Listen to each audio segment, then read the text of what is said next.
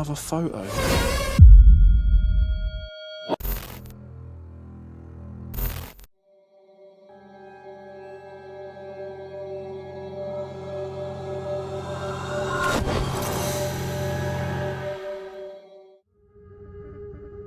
The first video tonight comes from Guy Forest Edge Explorer, an outdoor exploration channel focused on nighttime forest investigations and raw, real-time reactions to possible unexplained activity in remote woodland areas.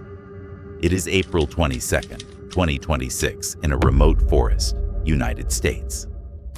Alright, well, we just heard loud bangs behind us. We saw like a creature. I'll show you. If it's here, you know, I really don't. Oh, it's right there. Freeze. The encounter starts immediately. Loud banging sounds break the silence behind the group, only moments after filming begins. As they turn toward the noise, a figure appears, standing deeper within the trees. No movement at first, just distance and observation. That's the key shift, because the forest goes from empty to occupied almost instantly. It's not moving. Oh, there's another one. There's one right there and one back there. Hey!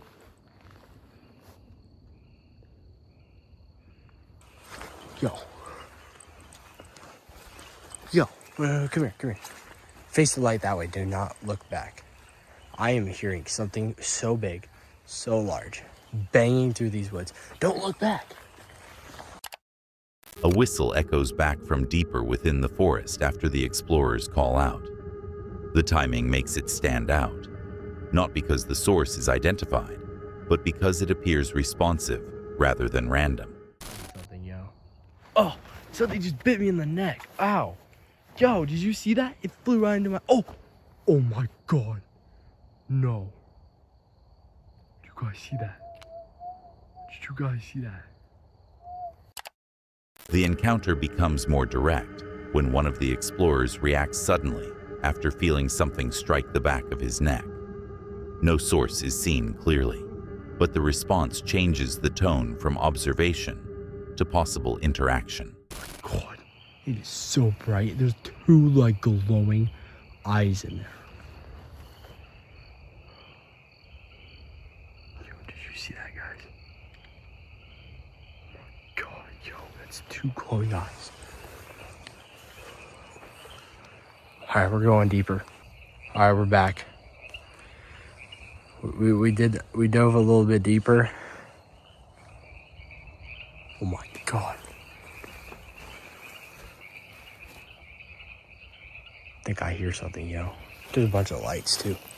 Yo, I don't know. Oh my God, it's calling. Oh. The peak moment comes through sound. A loud scream echoes through the forest, forceful enough to trigger immediate panic within the group.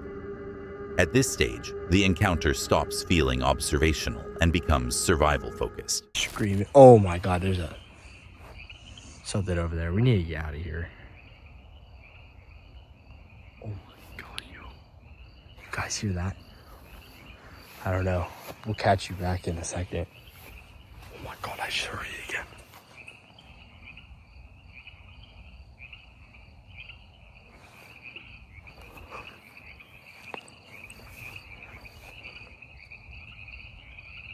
All right, we'll catch you in a second. All right, we're almost out. We're on our way out. Holy crap. Dude, there's something out there. If we come back, it will definitely be a good, interesting video. All right, we're on our way back on the trail. We had to go out this trail, then cut off into a forest. The explorers decide to leave the area. As they retreat toward the trail, movement and sound continue behind them, maintaining the impression that whatever was deeper in the forest remains active after they begin pulling away.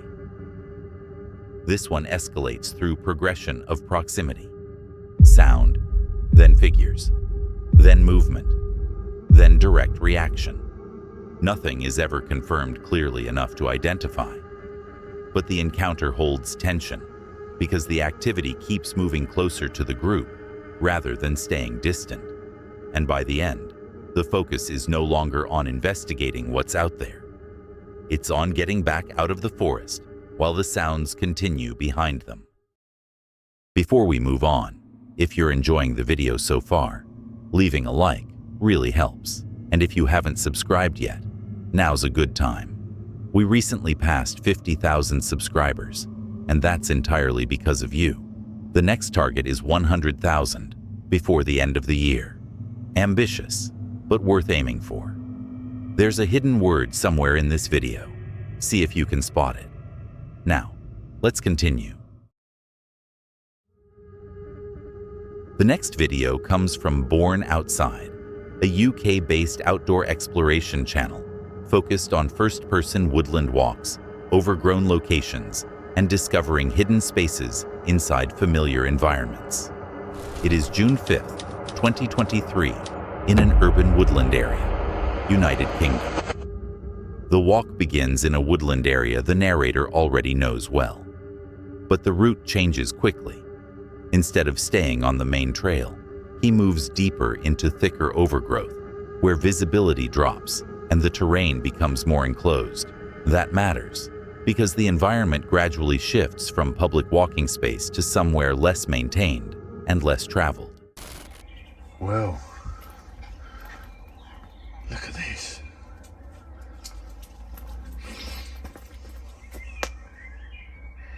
This looks like a kid's camp. What's this here? Oh my God, there's a little lad there. It's like a shrine to him.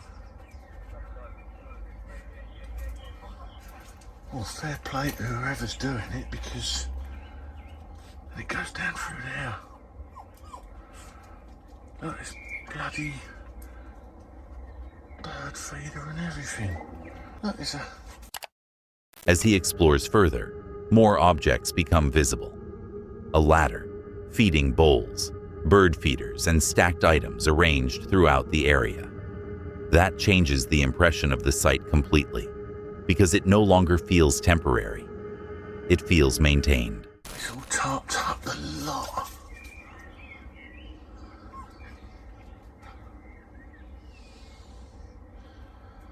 Well, whoever's done this is keeping it tidy. Shut up. So fair play. I'll leave this area now. And if you're deceased, mate, rest in peace. Right. Back out in some light now. Let's keep an eye on the old path there. That was blinding in there. No. I don't think I will camp in there.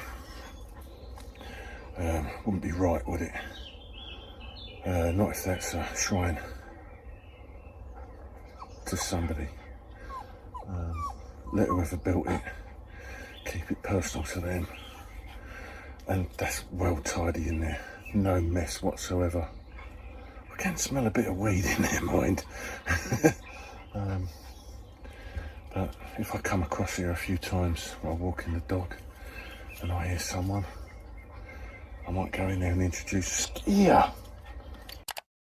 He begins describing the area as unusually clean and well kept for how isolated it is. There are signs of regular use, including a faint smell and evidence that people are likely returning to the site consistently. That's what creates the tension here, not the structure itself, but the contrast between concealment and upkeep. The deeper section of woodland feels empty, yet clearly occupied. This one is driven by discovery rather than escalation. Normal woodland, then deviation from the trail, then hidden structure, then confirmation of ongoing use. Nothing threatening happens directly, but the atmosphere changes because the site feels intentionally hidden while still actively maintained. And by the end, the woodland stops feeling abandoned entirely. Instead, it feels divided into two environments. The visible paths people normally walk through, and another concealed space existing just beyond them. The next chilling video comes from Indico Paranormal, a UK-based paranormal investigation channel focused on nighttime woodland explorations and real-time reactions inside allegedly haunted forest locations. It is June 18, 2014, in Thetford Forest, United Kingdom. The group enters the forest quietly, immediately lowering their voices and slowing movement. That establishes the approach early. They're not actively investigating yet. They're listening first. And in a location like this, that matters because natural woodland sound already creates uncertainty before anything happens.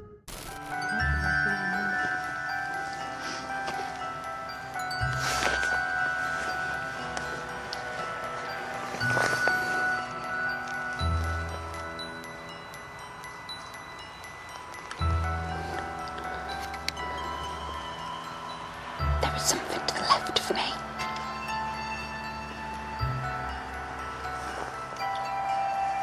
There's something to the left of me. The first shift comes quickly. Small sounds and subtle disturbances begin interrupting the group's focus.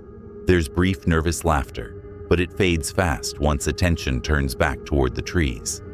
The key detail is behavioral change. Conversation becomes shorter, movement slows, and awareness starts shifting outward into the environment. You hearing that?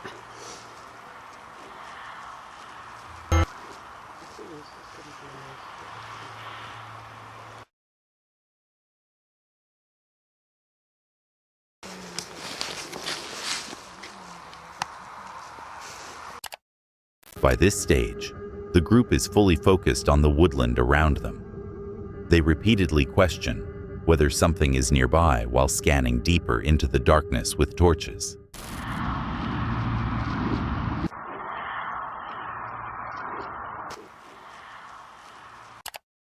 A clearer disturbance is heard deeper in the forest. The reaction is immediate.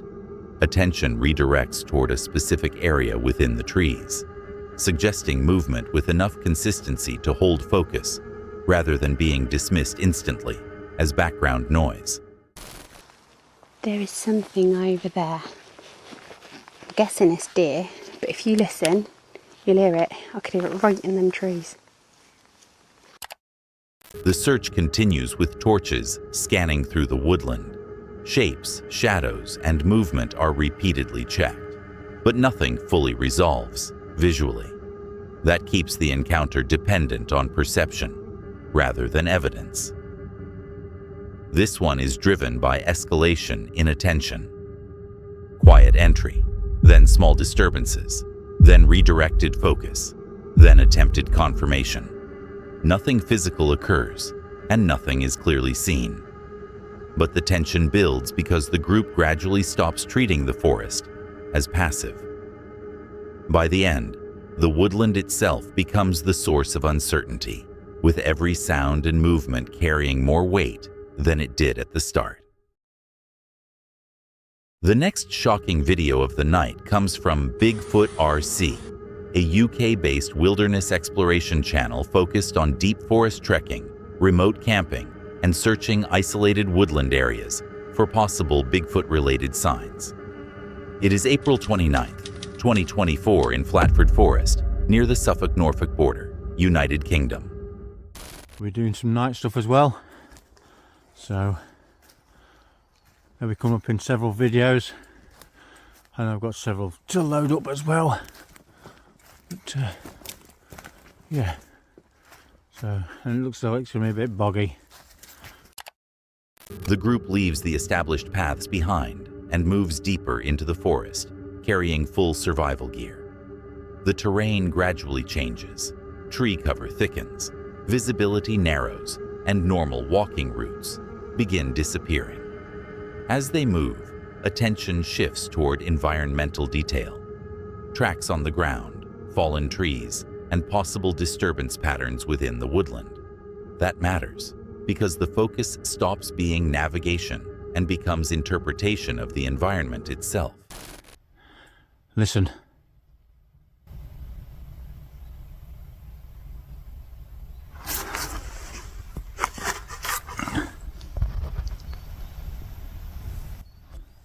Not a sound.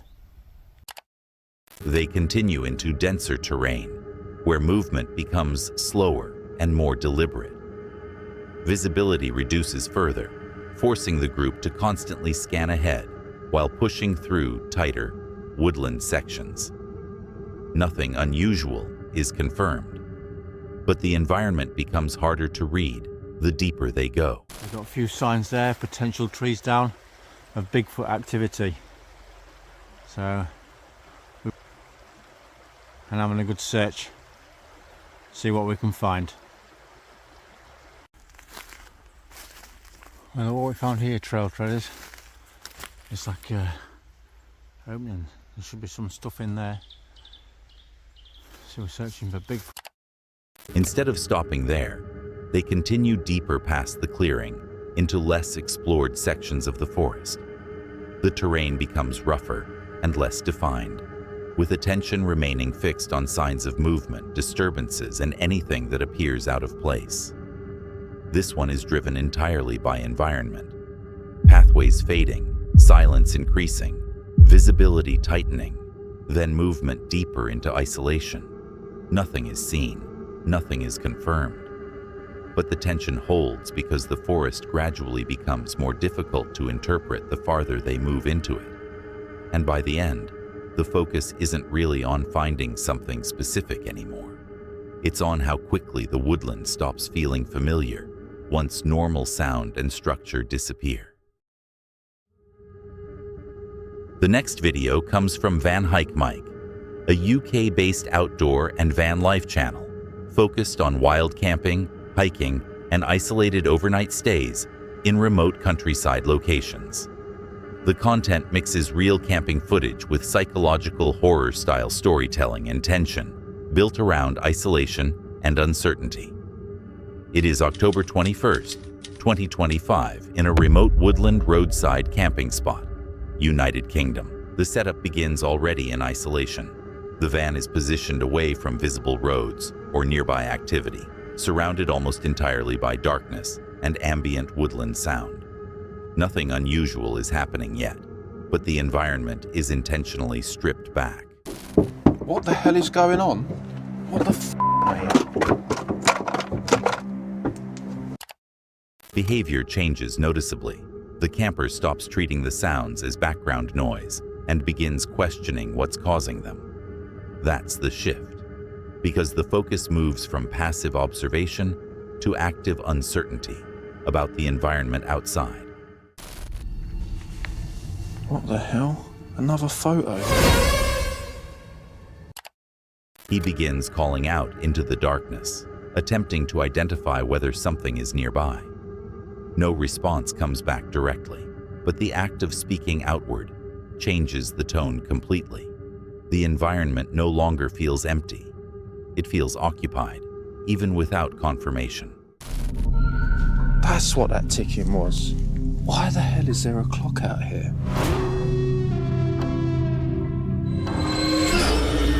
Whoa, what the Oh, the hell? What the The final escalation comes through another unexplained sound, including a ticking noise outside the vehicle. The reaction becomes immediate and defensive, with panic replacing curiosity as the sense of proximity increases. This one is structured around perception rather than evidence. Isolation, then disturbance, then uncertainty, then perceived awareness. By the end, the fear isn't tied to what's outside the van. It's tied to not being able to confirm whether anything is there at all. Before we get into the next clip, around 70% of people watching aren't subscribed. We're working toward 100,000 subscribers by the end of the year. And if you're enjoying the video, hitting subscribe really does help. All right, let's get back to it. The last video of the night comes from Ash K, a niche paranormal channel focused on Bigfoot and wilderness encounters. exploring awareness, behavior, and environmental perception, rather than direct sightings or physical evidence. It is April 30th, 2026, in a remote forest, United States. The video opens differently from a normal encounter report. Instead of describing a creature or event first, the focus is placed on how encounters end. The narrator explains that these experiences often don't fade gradually. They stop instantly. One moment, the environment feels active and connected, then suddenly everything drops away. The forest resets, the pressure drops, the feeling disappears almost instantly. If something leaves, we expect to hear it, see it, notice it, but this doesn't work like that. It's not about distance, it's about state. The narrator links the shift directly to awareness. The moment attention changes, thinking too hard, analyzing, questioning the experience, the connection breaks immediately. That becomes the core idea behind the entire encounter. And once that connection drops, people try to get it back. They look around, they focus harder, they wait for it to return. But it doesn't work like that. Because you can't force your way back into that state. Trying harder actually... At this stage, the focus fully shifts inward. The question stops being what left the forest and becomes what changed mentally just before the encounter ended. So, any activity last night?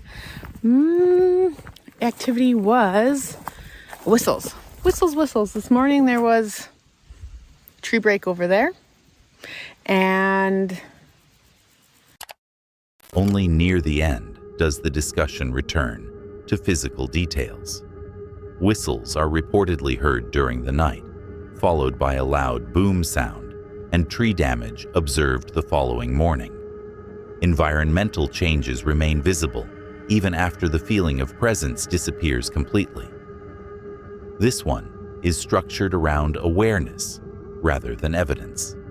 Presence, then connection, then interruption, then complete disconnection. Very little is presented visually. Most of the tension comes from internal perception and how quickly the atmosphere changes once focus shifts. And by the end, the unexplained sounds and tree damage almost become secondary. Because the main idea isn't that something left the forest, it's that whatever was being experienced became unreachable the moment awareness changed. And that wraps up another dive into the unknown. If you're into spine-chilling footage and unexplained encounters, hit that subscribe button and stick around. We've got more coming, and it only gets weirder from here.